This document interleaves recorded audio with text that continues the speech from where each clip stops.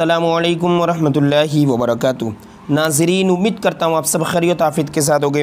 آئیے انشاءاللہ عز و جل آج کی اس ویڈیو میں اردو کتاب جنتی زیور کا پارٹ نمبر 33 پارٹ نمبر 33 انشاءاللہ عز و جل پڑھیں گے۔ پیج نمبر آپ دیکھ سکتے ہیں 95واں پیج ہے، اور یہاں سے کنٹینیو کرنا، اور اس کا تعلق پارٹ نمبر 32 سے ہے، جس میں ہم نے پڑھا ماں باپ کے حقوق کے بارے میں نا۔ بہت ہی اہم اور بہت ہی یوں کہہ لیجیے کہ امپورٹنٹ لیسن پڑھایا گیا پارٹ نمبر 32 میں، اور اسی سے کچھ متعلق جانکاری باقی ہے۔ آئیے یہاں سے کنٹینیو کرتے ہیں۔ دیکھیں، خوب یاد رکھو کہ تم اپنے ماں باپ کے ساتھ اچھا یا برا جو سلوک بھی کرو گے، ویسا ہی سلوک تمہاری اولاد بھی تمہارے ساتھ کرے گی۔ اور یہ بھی جان لو کہ ماں باپ کے ساتھ اچھا سلوک کرنے سے رزق میں ترقی اور عمر میں خیر و برکت نصیب ہوتی ہے۔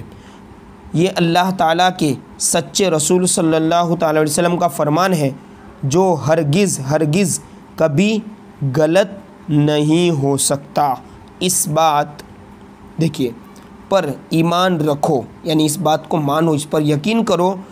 ہزار فلسفیوں کی چنی چنا بدلی، بہت سارے قاعدے قواعد فلسفے بدلے، لیکن دیکھیے دوسرا جو مصرع ہے، نبی کی بات بدلنی نہ تھی نہیں بدلی، بے شک جو رسول نے فرمایا وہ حق اور حق ہی ہے۔ دیکھیں، رشتہ داروں کے حقوق اللہ تعالیٰ نے قرآن شریف میں اور حضور نبی کریم صلی اللہ تعالیٰ علیہ وسلم یا نبی اکرم صلی اللہ تعالی وسلم نے حدیث شریف میں بارہا بار رشتہ داروں کے ساتھ احسان، اس کو یوں پڑھیں گے بار بار، رشتہ داروں کے ساتھ احسان اور اچھے برتاؤ کا حکم فرمایا ہے۔ لہذا ان لوگوں کے حقوق کو بھی ادا کرنا ہر مسلمان مرد و عورت پر لازم اور ضروری ہے، کمپلسری ہے نا۔ دیکھیں، اب خاص طور پر ان چند یعنی کچھ باتوں پر عمل کرنا تو لازمی ہے، یعنی ضروری ہے بالکل۔ دیکھیے کون سی باتیں وہ بتائی جا رہے ہیں آگے۔ ایک، اگر اپنے عزیز و اقربا یعنی رشتہ دار قریبی، ٹھیک ہے، مفلس و محتاج ہو یعنی ضرورت مند ہو، غریب ہو، ٹھیک ہے، اور کھانے کمانے کی طاقت نہ رکھتے ہو، ہے نا، تو اپنی طاقت بھر اور اپنی گنجائش کے مطابق ان کی مالی مدد کرتے رہو، یعنی ان کو مال دیتے رہو، پیسہ، ٹھیک ہے۔ کبھی کبھی اپنے رشتہ داروں کے یہاں آتے جاتے بھی رہیں، اور ان کی خوشی اور غمی میں ہمیشہ شریک رہیں۔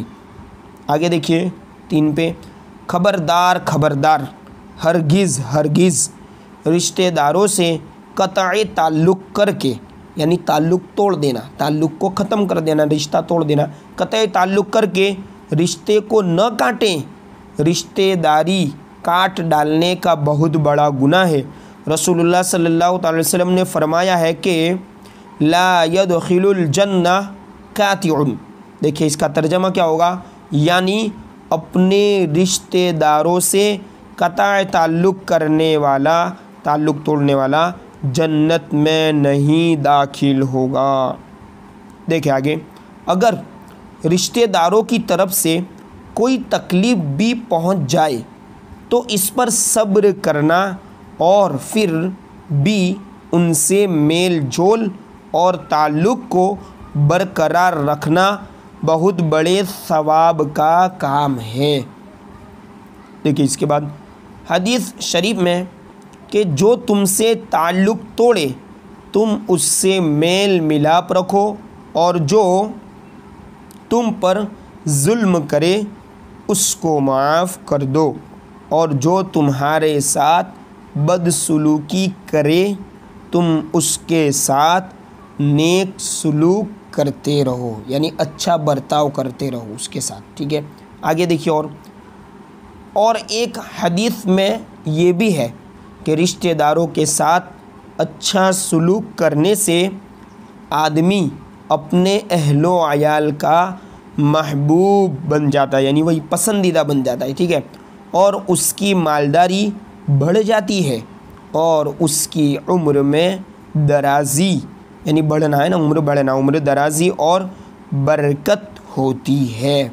जाहिर सी बात है सबके साथ बनती रहेगी तो लोगों की दुआ निकलेगी उसके ज़बान से, उसके लिए लोगों की ज़बान से उसके लिए दुआ निकलेगी, दुआ का असर भी होगा। ठीक है, इन हदीसों से ये सबक मिलता है कि रिश्तेदारों के साथ नेक सलूक करने का कितना बड़ा अजर व सवाब है और दुनिया व आखिरत में इसके फ़वाइद व मुनाफ़े, या यूँ भी पढ़ सकते हैं फ़वाइद व मुनाफ़े, मुनाफ़े यानी नफ़े, ठीक है, किस कदर ज़्यादा है।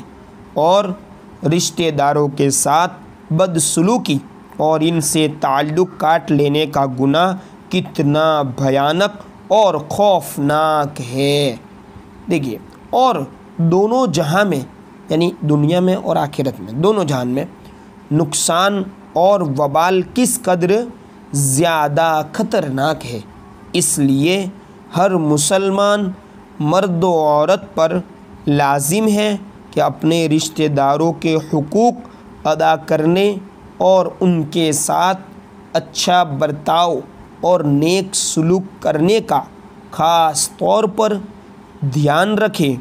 याद रखो कि शरीयत के अहकाम पर अमल करना ही मुसलमान के लिए दोनों जहान में सलाह व फलाह का सामान है। यानी कामयाबी इसी में है कि शरीयत मुतहरा पर अमल किया जाए, शरीयत के अहकाम पर अमल किया जाए।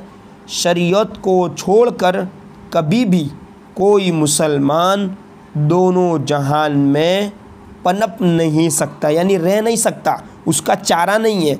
शरीयत को छोड़कर, शरीयत के अहकामात को छोड़कर, शरीयत के हुक्म को छोड़कर अगर वो कोई काम कर रहा है तो वो काम उसके लिए बाइस सवाब नहीं है, वो काम उसके लिए ज़रिया नजात नहीं है।